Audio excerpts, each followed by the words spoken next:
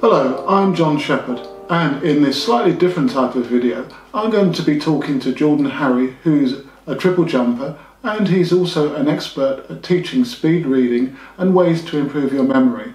Well, what's that got to do with athletics? Well, it's going to teach you how to improve your performance by reading more about your event and how to read more effectively. And Jordan's also going to talk about some memory tips, ways to improve how you can remember to do certain things, which is obviously going to be crucial when you want to learn, for example, the technique of your event.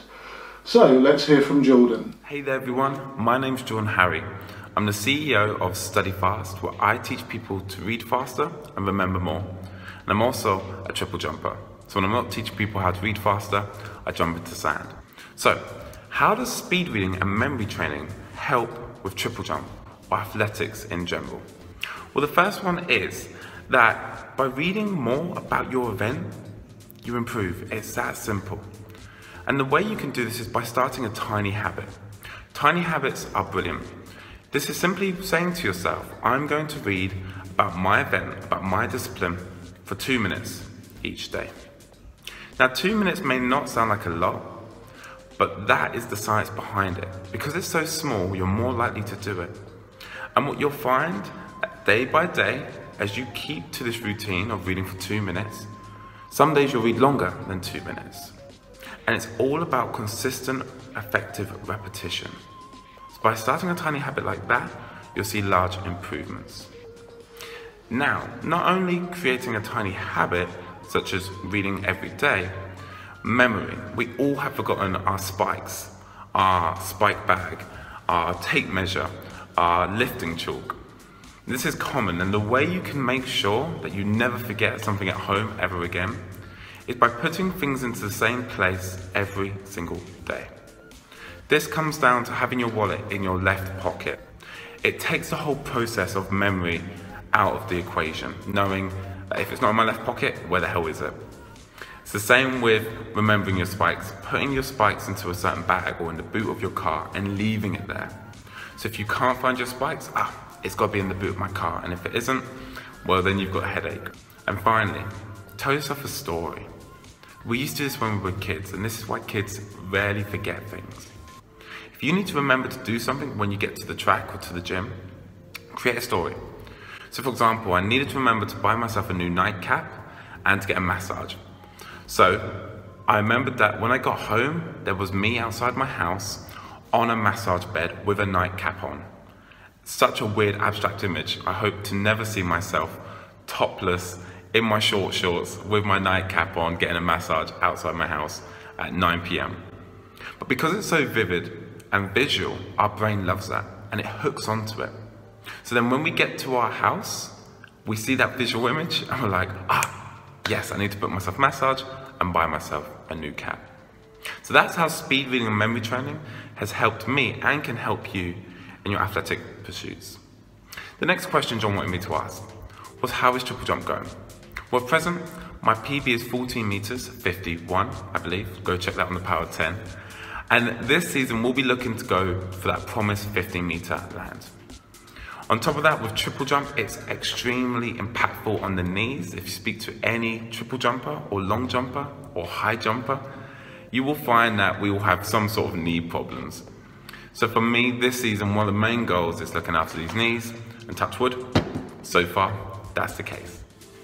The next question was, what aspects of the triple jump are my most toughest, and what do I enjoy the most? Well, we'll start with the positives. What I enjoy most about triple jump is the transferability. At present, I do karate, and what I find is regardless of what sport you do, to a degree, there's so much that can be taken over to triple jump. Whether it be strength, speed, mobility, there's going to be elements that you can take into triple jump and take from triple jump into another sport. I'm biased in saying it, but I feel that as triple jumpers, we are probably the most well-versed athletes because we have to be weightlifters, we have to be sprinters, and we have to be jumpers. The next aspect that I enjoy is the travel. I'm fortunate enough to say that as you get better with athletics, it's the easiest sport to go far in. Now, the toughest part Toughest part for me is the 80-20.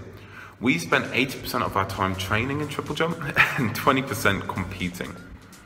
And I really struggled with this at the beginning. And you often get competition athletes and training athletes. Athletes that perform better in training than they do in competition. So my personal goal is to compete as much as possible, as long as my body can.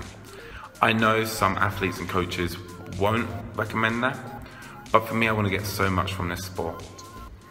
And the second part is remembering the deadlines for competitions. And this comes back to memory. It's ironic, right? A memory trainer forgetting when to submit an application for a deadline.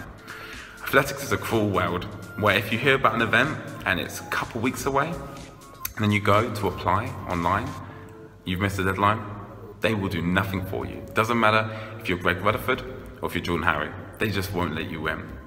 So the one way I now manage that is I have a calendar on my notes of all the events I did last year, plus some I want to do this year.